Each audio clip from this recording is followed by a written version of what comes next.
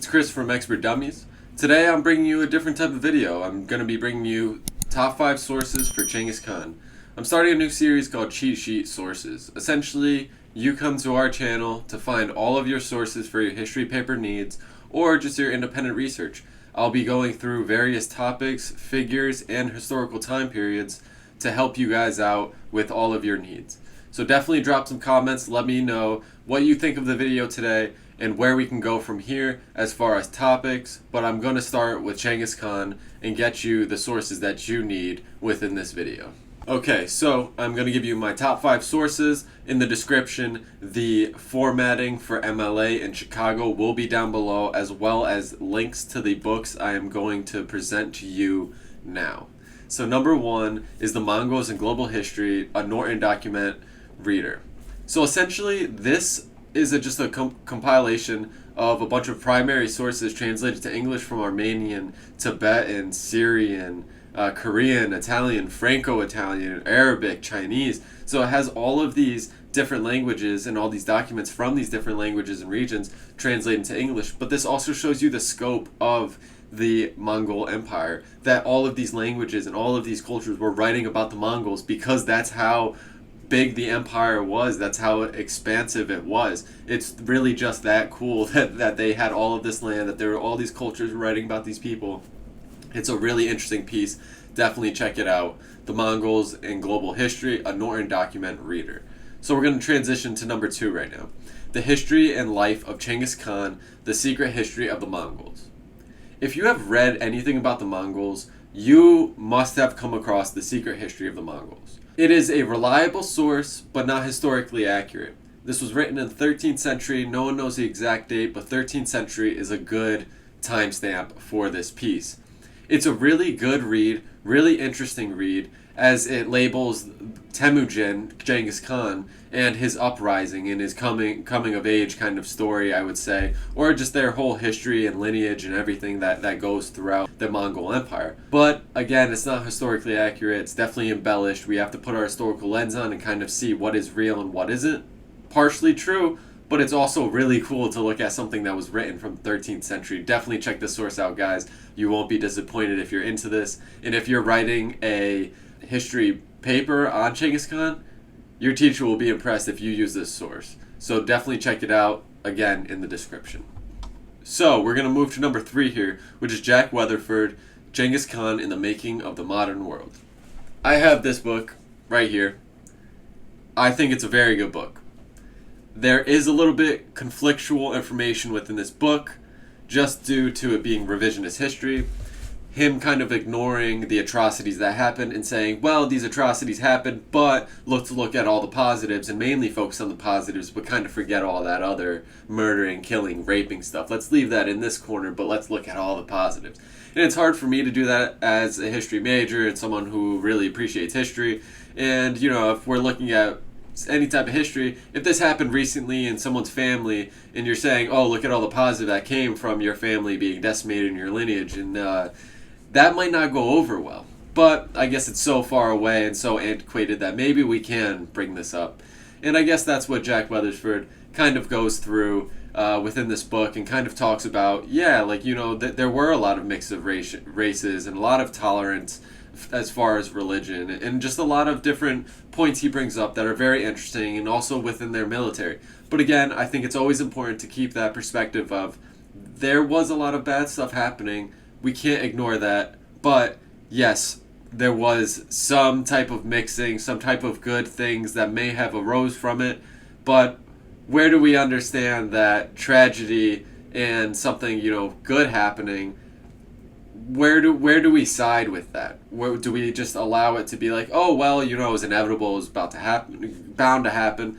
But in all reality, the way I look at it, it was a tragedy. It wasn't bound to happen. History can go many ways. A lot of people that know history, there are many decisions, many things that may have gone many ways. At the end of the day, there are many things that have arose from it. You just need to kind of, you know, walk that line between understanding that, wow, this is kind of messed up, that he's saying that this all came from, you know, him conquering, murdering, and stuff like this. but it did happen. So you just got to walk that line. That's another conversation, but it's a very intriguing book, very, very intriguing just for that specific purpose that I was saying, but you do learn a lot about their empire. Definitely check this one out. Like I said, I own this book. I have it right here. I will cite this also in the link below. Check it out, please. I think it's a really good read. Again, just put that historical lens on and just understand there was a lot of tragedy involved. So we're going to move to number 4 here. Women in the Making of the Mongol Empire by Anne F. Broadbridge. This is a really interesting book. I have not read this one, but I have done my research and looked it up and read a lot of reviews. This book came out a couple of years ago, and essentially it answers this question. How did women contribute to the rise of the Mongol Empire while Mongol men were conquering Eurasia? That's very intriguing. I mean, when you look at it, it also examines like women's role in Mongol politics. It talks about Genghis Khan's wife as well. I'm going to botch this, but it's Bort. I know that's not it. But that's what we're going to roll with just because I have no better pronunciation of that.